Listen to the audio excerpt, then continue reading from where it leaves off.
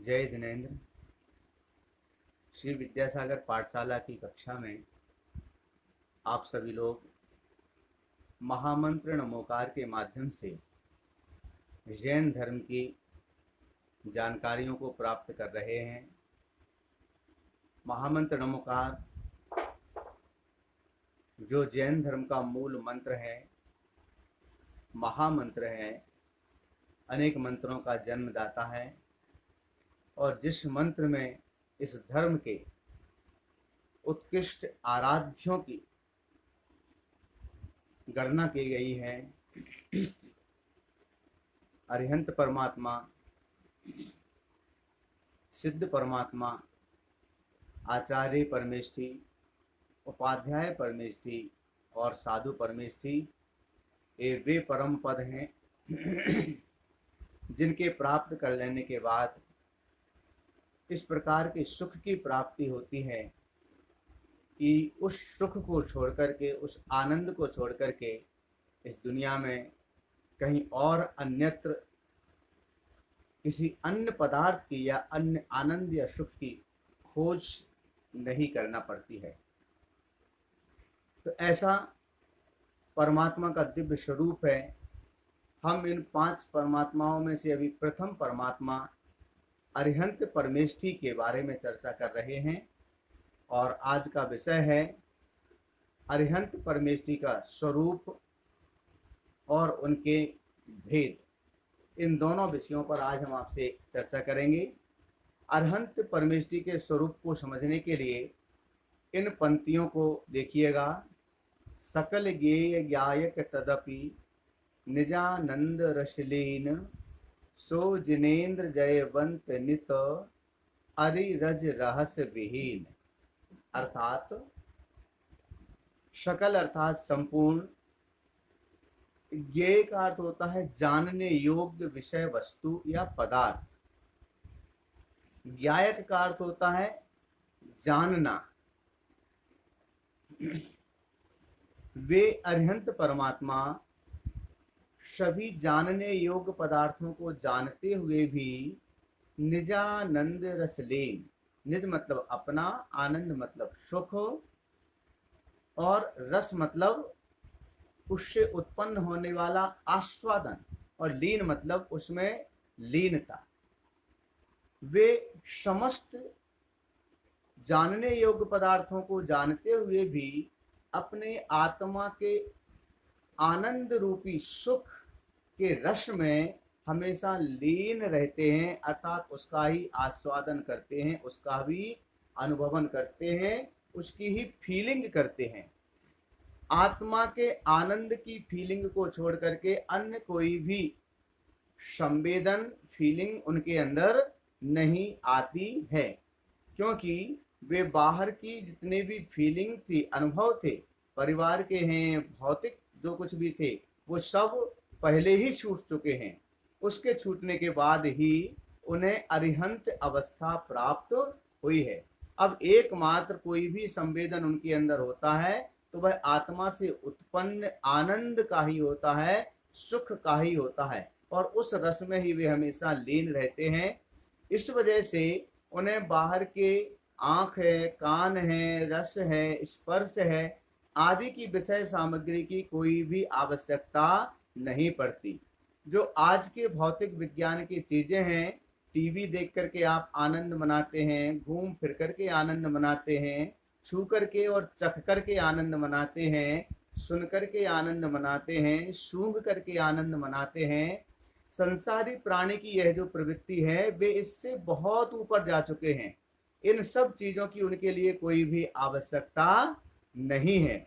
वे इन सब से पृथक अपनी आत्मा से उत्पन्न उस सुख का हमेशा हमेशा आस्वादन करते रहते हैं, जिसके आस्वादन करने के बाद कभी भी उनके जीवन में उकताहट जैसी कोई चीज नहीं होती है या उससे वो कभी तृप्त नहीं होते हैं, अतृप्त ही रहते हैं। अर्थात हमेशा उसका आस्वादन करते रहें तो भी उन्हें कभी तृप्ति का अनुभवन नहीं होता है। जैसे संसारी प्राणी मीठा खाता जाए, लेकिन एक समय उसे लगेगा कि अब यह मीठा भी कड़वा लगने लगा है, और वह मीठे को खाना छोड़ देगा। लेकिन अरिहंत परमात्मा उस आनंद का भोग करते रहते हैं, लेकिन उससे कभी तृप्ति का अनुभव नहीं होता है। अनंत काल तक उसी सुख का वह भोग करते रहते हैं। सो जिनेन्द्र जयवंत नित, सो ऐसे जिनेन्द्र भगवान जिन्होंने अपने इंद्रियों को जीत लिया है, ऐसे जिनेन्द्र भगवान हमेशा जयवंत होवे। नित मतलब हमेशा जयवंत होवे। क्यों? अरि रज रहस्य विहीन, क्योंकि वे अरि अर्थात मोहिनी, शत्रु जो उनका था मोहिनी कर्म, रज अर्थात ज्ञानावरणी और दर्शनावरणी, और रहस्य मतलब अंतराय, इन चारों घातिया कर्मों से विहीन अर्थात रहित हो चुके हैं। इसलिए अब उनके आनंद रूपी रस में कोई भी व्यवधान पड़ने वाला नहीं है। यह अरिहंत भगवान का स्वरूप है। वे अरिहंत परमेष्ठी 13वें संयोग केवलीय गुणस्थान में 8 वर्ष अंतर मुहूर्त अर्थात 48 मिनट कम पूर्व कोटि वर्ष तक भी रहते हैं। बिना खाए पिए भी वहां पर रहते हैं, फिर भी उन्हें किसी प्रकार की किसी वस्तु की आवश्यकता नहीं होती है, क्योंकि वो अपने अंदर ही उत्पन्न उस आनंद रस का भोग करते रहते हैं। इन अरिहंत परमात्मा के 7 भेद हैं, जिन्हें हम, इनका एक नाम केवली भी है, तो केवली के भी 7 भेद बना करके चलते हैं।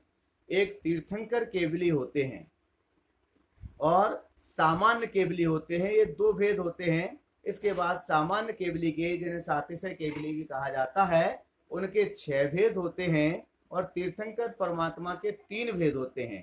तीर्थंकर परमात्मा जो होते हैं वह 2 कल्याणक वाले भी होते हैं। अगर उनके 2 कल्याणक होते हैं तो केवल ज्ञान कल्याणक और मोक्ष कल्याणक, यह 2 कल्याणक होंगे। और 3 कल्याणक होते हैं तो तप कल्याणक, निर्वाण, केवल ज्ञान कल्याणक और मोक्ष कल्याणक, जिसे निर्वाण कल्याणक भी कहते हैं। यह 3 कल्याणक होंगे। और अगर 5 कल्याणक होते हैं तो गर्भ कल्याणक, जन्म कल्याणक, तप कल्याणक, केवल ज्ञान कल्याणक और मोक्ष कल्याणक, इस प्रकार से 5 कल्याणक होते हैं। 2 कल्याणक वाले और 3 कल्याणक वाले तीर्थंकर केवली विदेह क्षेत्र में ही होते हैं, क्योंकि वह उस मनुष्य पर्याय में आकर के उसी मनुष्य पर्याय में ही तीर्थंकर प्रकृति का बंध करते हैं। इसलिए वह विदेह क्षेत्र में ही संभव है। भरत और ऐरावत क्षेत्र में यह व्यवस्था नहीं है। जिनके 2 कल्याणक होते हैं, अर्थात जिनके ज्ञान कल्याणक और निर्वाण कल्याणक होता है, वे प्रमत्त अर्थात 6वें और अप्रमत्त अर्थात 7वें गुणस्थान में तीर्थंकर प्रकृति का बंध करते हैं। तब उनके केवल ज्ञान और निर्वाण, ये 2 कल्याणक होंगे। और जिनके 3 कल्याणक होते हैं वह असंयत सम्यक दृष्टि 4th गुण स्थान में अथवा 5th गुण स्थान में देश संयत, इन दोनों गुण स्थानों में तीर्थंकर प्रकृति का बंध करते हैं। तब दीक्षा लेते समय तप कल्याणक और फिर ज्ञान कल्याणक और फिर मोक्ष कल्याणक होता है। इस प्रकार से 3 कल्याणकों की व्यवस्था है। अब अरिहंत परमेष्ठी के दूसरा जो सामान्य केवली रूप भेद था, उनके 6 भेद होते हैं। सातिशय केवली, मूक केवली, उपसर्ग केवली, अंतकृत केवली और समुद्घात केवली, यह 6 भेद उनके हुआ करते हैं। इस प्रकार सामान्य केवली के 6 और एक तीर्थंकर केवली, इस प्रकार केवली 7 प्रकार के हुआ करते हैं।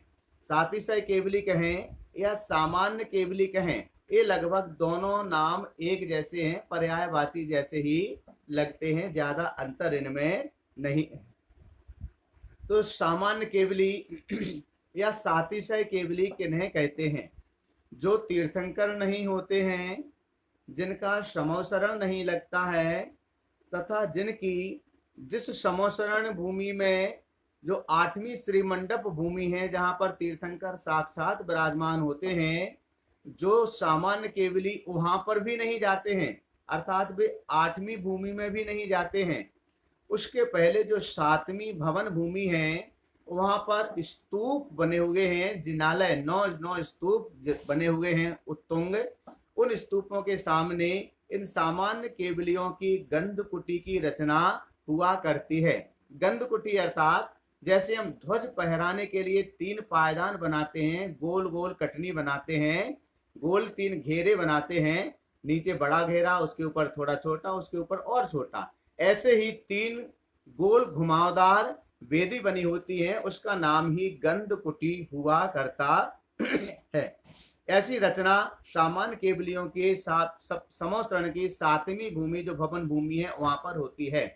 इसी सप्तम भूमि में 1000 खंभों के ऊपर श्रुत केवली की मूर्तियां, श्रुत की देवता की मूर्तियां स्थापित होती हैं। इन 1000 खंभों के ऊपर जो श्रुत देवता की मूर्ति है, उनके दाहिने हाथ की ओर में श्रुत केवली भी इसी भवन भूमि में बैठ करके उपदेश आदि दिया करते हैं। तो इस प्रकार से ये सातिशय या सामान्य केवली हैं। अनेक स्थानों पर आया है कि समौ शरण से हट करके भी इनकी गंधकुटी की रचना हुआ करती है। दूसरे मूक केवली हैं, जिन्हें केवल ज्ञान तो हो गया है, लेकिन जिन्हें बोलने का योग प्राप्त नहीं होता है, अर्थात उनकी वाणी मूक ही रहती है, वे मौन ही रहते हैं। ऐसे केवली मूक केवली कहलाते हैं। केवली वे हैं जो केवल ज्ञान से सहित होते हैं, उनको केवली कहते हैं। इसके बाद होते हैं उपसर्ग केवली। तो उपसर्ग केवली वे कहलाते हैं जिन्हें केवल ज्ञान होने के पहले मुनि दशा में ही जिनके ऊपर उपसर्ग हो रहे थे, मनुष्य या देवों के द्वारा दुख या तकलीफ दी जा रही थी, लेकिन उस उपसर्ग के साथ ही जिन्हें उस अवस्था में जो केवल ज्ञान प्राप्त हुआ है, उन्हें उपसर्ग केवली कहते हैं। लेकिन इतना ध्यान रखना, केवल ज्ञान होने के बाद उनके ऊपर कोई भी उपसर्ग नहीं हो सकता है। जैसे पार्श्वनाथ मुनिराज थे, जब तक वे मुनिराज थे, केवल ज्ञान नहीं हुआ था, तब तक उनके ऊपर कमठ, ओले शोले पत्थर पानी की बारिश करता रहा, परेशान करता रहा। लेकिन जैसे ही उन्हें केवल ज्ञान हुआ तो फिर उनका सारा उपसर्ग समाप्त हो गया, क्योंकि केवल ज्ञान होने के बाद कोई भी उपसर्ग नहीं हो सकता है, उपसर्ग का अभाव हो जाता है। इसके बाद है अंतकृत केवली। जिन केवली भगवान को केवल ज्ञान उत्पन्न होने के बाद उनका आयु कर्म मात्र 48 मिनट का शेष रह गया है, तो ऐसे अंतर मुहूर्त मिनट बाद ही जिनका आयु कर्म समाप्त हो जाता है और वे सिद्ध अवस्था को प्राप्त हो जाते, अर्थात सिद्धालय में जाकर विराजमान हो जाते हैं, ऐसे केवली भगवान को अंतकृत केवली कहते हैं। जैसे सुकमाल हैं, शकौशल हैं, दीक्षा आदि लेकर के जैसे ही उनके ऊपर केवल ज्ञान हुआ और अंतर मुहूर्त की आयु 48 मिनट की आयु उनको शेष रह गई, क्योंकि दीक्षा लेने के बाद उनके लिए शेरनी है, श्यालनी आदि है, भक्षण करने लगी, उनके शरीर का भक्षण करने लगी, लेकिन वे ध्यान से जरा भी चलायमान नहीं हुए। उस उत्कृष्ट ध्यान के कारण उन्हें केवल ज्ञान की प्राप्ति हो गई और अंतर मुहूर्त का अर्थ होता है 2 घड़ी, अर्थात 48 मिनट के अंदर ही वे सिद्ध अवस्था को प्राप्त हो जाते हैं। इस मध्यलोक से 7 राजू ऊपर तनुवात वलय में जो सिद्ध निवास स्थान है, सिद्ध शिला है, वहां पर जाकर के अनंत काल के लिए विराजमान हो जाते हैं। इसके बाद है समुद्घात केवली। समुद्घात केवली वे जीव हैं जो 4 अघातिया कर्मों में से, क्योंकि 4 घातिया कर्मों का तो नाश करके उन्होंने केवल ज्ञान को पाया है और कर्म कुल 8 होते हैं, अब शेष 4 कर्म रह गए हैं जो अघातिया कहलाते हैं, जो आत्मा के गुणों का जैसे घातिया कर्म घात कर रहा था वैसा घात नहीं करते हैं, अर्थात उनके विशेष गुणों का घात नहीं करते हैं। वे अघातिया कर्म हैं वेदनीय, नाम, गोत्र और आयु। तो जिन केवली भगवान के आयु कर्म थोड़ा सा रह गया है, इसमें 2 प्रकार की परंपरा है। एक परंपरा में जिनका आयु कर्म 6 माह शेष रह गया है, अथवा दूसरा जिनका आयु कर्म अंतर मुहूर्त 48 मिनट शेष रह गया है। तो ऐसे केवली भगवान उस आयु कर्म के काल के बराबर शेष 3 कर्मों का, अर्थात वेदनीय, नाम और गोत्र, जिनका काल बहुत ज्यादा था, जिनका समय बहुत ज्यादा था, जैसे उदाहरण के तौर पर हम देखें, आयु कर्म 6 महीने का बचा हुआ है, 6 माह शेष है, और वेदनीय नाम और गोत्र अभी 5 साल तक का टाइमिंग पीरियड उसमें डला हुआ है कि वह 5 साल तक के लिए सत्ता में पड़ा हुआ है, उसके पास है, अभी इतनी वैलिडिटी है उसकी कि इतने समय तक वेदनीय नाम और गोत्र चल सकता है। किंतु आयु कर्म की वैलिडिटी मात्र 6 महीने की शेष रह गई है, और आयु कर्म समाप्त होगा तो इस जीवन को छोड़ना पड़ेगा, क्योंकि श्वास खत्म हो जाती है। जैसे दीपक में से तेल खत्म हुआ तो बाती कितनी भी बची रहे, लेकिन तेल खत्म हुआ तो दीपक को बुझना ही पड़ता है, बाती से कोई भी प्रयोजन होने वाला नहीं है। इसीलिए वेदनी नाम गोत्र बाती है, तो उस बाती को भी वो खत्म करते हैं, अर्थात तेल खत्म होने के साथ साथ उतना ही जितना तेल बचा है उतना ही इन 3 कर्मों की स्थिति को, अर्थात वेदनीय नाम और गोत्र की उन 5 साल की जो स्थिति थी उसको घटा करके 6 महीने की लेकर के आ जाते हैं, और चारों कर्म की स्थिति एक समान हो जाती है। अथवा 48 मिनट बची है तो चारों कर्म की स्थिति 48 मिनट की हो जाती है। तो इस प्रक्रिया को जो किया जाता है उस प्रक्रिया का नाम है समुद्घात। समुद्घात आत्मा के प्रदेश बाहर निकल करके जाते हैं। 7 प्रकार का समुद्घात होता है, लेकिन यहां पर सिर्फ केवली समुद्घात से प्रयोजन है, बाकी मारणांतिक, वेदना, कसाय आदि से यहां पर प्रयोजन नहीं है। इसलिए केवली समुद्घात को हम समझें। केवली समुद्घात में आत्मा के प्रदेश 4 प्रकार से निकलते हैं, दंड के रूप में, कपाट के रूप में, प्रतर के रूप में और लोक पूरण के रूप में। ये उन कर्म प्रदेशों को सुखाने की, निर्जरा करने की, उनको खत्म करने की, धीरे धीरे समाप्त करने की एक प्रक्रिया है, क्योंकि उसको आयु कर्म के बराबर टाइमिंग पर लाना है, उतनी वैलिडिटी पर लाना है, तो उन 3 को जल्दी जल्दी समाप्त करना होगा। तो उसके लिए क्या करेंगे, दंड, कपाट, प्रतर और लोक पूरण, ये 4 प्रकार की प्रक्रिया की जाती है। दंड का अर्थ होता है डंडा, जैसे कोई दंड होता है तो आत्मा के प्रदेश दंड के आकार में निकलते हैं, ऊपर और नीचे सर्वत्र में। 14 राजू का यह लोक है, तो वह दंड के आकार के प्रदेश पूरे में 14 राजू तक फैल जाते हैं, लंबाई में, ऊंचाई में जो होता है। अगर वह केवली भगवान खड़गासन में बैठे हुए हैं तो उसकी चौड़ाई 12 अंगुल की होगी, और अगर पद्मासन लगा करके बैठे हुए हैं तो उसमें शरीर का बाहुल्य 3 गुना बढ़ जाता है, खड़े की अपेक्षा बैठने में 3 गुना ज्यादा जगह लगती है, तो उसको 3 से गुणा करेंगे तो 36 अंगुल की होगी।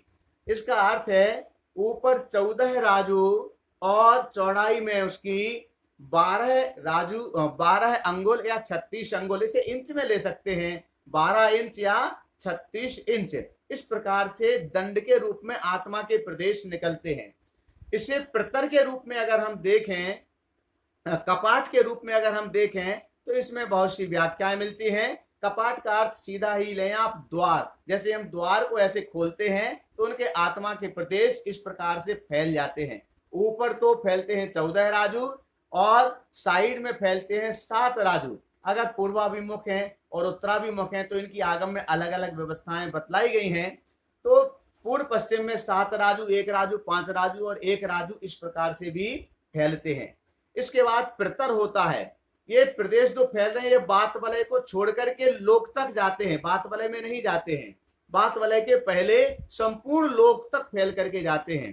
प्रतर में जहां पर शेष रह गया था उन भागों में भी वह फैल जाता है, बात वलय को छोड़ करके संपूर्ण लोक में। और लोक पूर्ण समुद्घात में बात वलय में भी आत्मा के प्रदेश फैल जाते हैं। इस प्रकार से केवली समुद्घात से शेष जो वेदनी, नाम और गोत्र 3 कर्म थे उनकी समय, उनकी काल को आयु कर्म के बराबर करने के लिए ये प्रक्रिया की जाती है। एक छोटा सा उदाहरण देता हूं। जैसे आपको धोती को सुखाना हो तो आप धोती को सुखाएंगे और उसको 8 या 16 घड़ी बना करके रस्सी पर डाल देंगे तो उसको सूखने में ज्यादा समय लगेगा, वो अपने समय से सूखेगी। तो क्या उपाय है उसका, उसके लिए 8 से 4 घड़ी में हम डाल दें। अगर 4 घड़ी में डालते हैं तो वह कम समय में सूख जाएगी, अगर उसकी 2 घड़ी कर देते हैं तो और कम समय में सूखेगी, और अगर सिंगल 1 घड़ी करके डाल देते हैं, सिंगल ही डालते हैं तो वह और कम समय लेकर के सूख जाएगी। इसी प्रकार से अपने समय पर अगर कर्म आएंगे तो वो उसको बहुत समय लगेगा, तब तक जीवन समाप्त हो जाएगा। तो वेदनी नाम और गोत्र का क्या होगा? तो उन स्थिति को आयु कर्म के बराबर करने के लिए ही समुद्घात की ये क्रिया की जाती है। जैन दर्शन में परमात्मा बनने की ये विधियां आपके लिए बतलाई जा रही हैं कि जो भगवान बनते हैं उन्हें उस कर्म की स्थितियों को किस प्रकार से करना पड़ता है। और ये सहज नहीं है, ये सरल भी नहीं है, क्योंकि इसे करने के लिए उन्हें बहुत पुरुषार्थ, मन की एकाग्रता पहले करना पड़ी है। अर्थात निचले स्थानों में सप्तम, अष्टम, नवम, दसम, बारहम, द्वादशम, 12वें इन गुण स्थानों में उन्हें ध्यान की स्थिति इतनी करना पड़ी है, एकाग्रता इतना लाना पड़ी है। और उसके लिए जो फ्यूल था, जो तेल था, जैसे विमान को उड़ाना हो तो उसके लिए बिल्कुल प्योर फ्यूल चाहिए पड़ता है, प्योर तेल चाहिए है, ठोस ईंधन चाहिए पड़ता है। ऐसे ही ध्यान के माध्यम से उन्होंने एकाग्रता का ऐसा ठोस ईंधन तैयार किया कि अब वह 13वें गुण स्थान में उस विमान की भांति ऑटो पायलट मोड में उड़ रहे हैं और उनके लिए किसी और अब तेल की भी आवश्यकता नहीं रहती है। लेकिन जब तक विमान रनवे पर रहता है तब तक बहुत सावधानी और सब चीजों की आवश्यकता होती है। इसी प्रकार से आज आपके लिए अरिहंत भगवान के स्वरूप और अरिहंत भगवान के कितने भेद होते हैं, उन सब की परिभाषाएं भी आपके लिए बतलाई हैं। मुझे विश्वास है प्रतिदिन इसी प्रकार के वीडियो को आप सुन करके और इनसे अपने डायरी में इनके नोट्स बना करके लिख करके जैन दर्शन की, जैन धर्म की संपूर्ण जानकारी आप प्राप्त कर सकते हैं कि जैन धर्म में भगवान कैसे होते हैं, उनका क्या स्वरूप है और किस प्रकार से उस स्वरूप को वह प्राप्त करते हैं। आज के लिए इतना ही। सभी को जय जैन।